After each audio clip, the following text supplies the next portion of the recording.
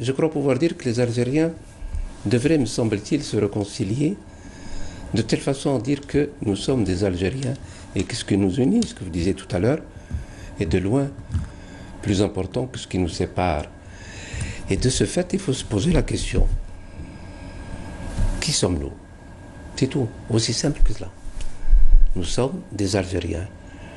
Nous avons un passé. C'est ce qu'on appelle, d'une certaine façon, un récit historique. Toutes les grandes nations ont des récits. Vous regardez par exemple les États-Unis, ils parlent de la destinée manifeste.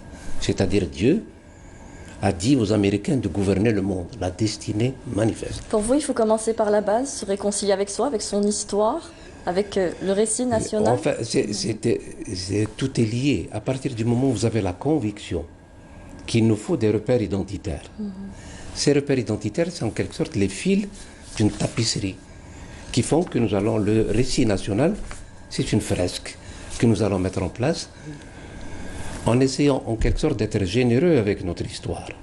Nous avons 3000 ans d'histoire. Elles sont attestées. On parle d'un pharaon dans la Bible, qu'il soit libyen ou maghrébin, quelque part, d'une certaine façon, nous y avons accès en termes d'histoire.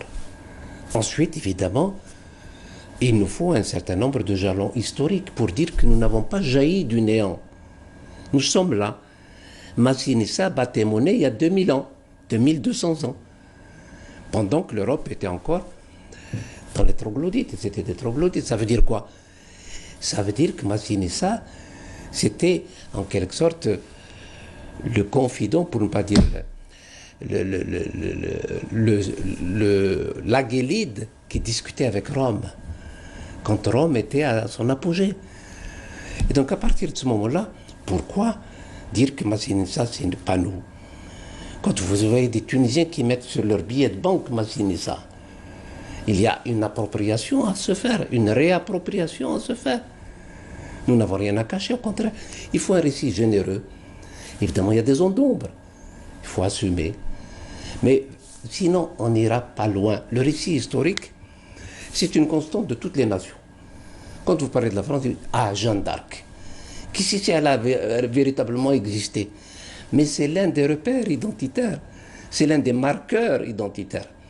Nous devons avoir des marqueurs identitaires d'une façon apaisée. Parce que ce qui nous attend est très difficile à conjurer si on continue encore à se demander qui nous sommes.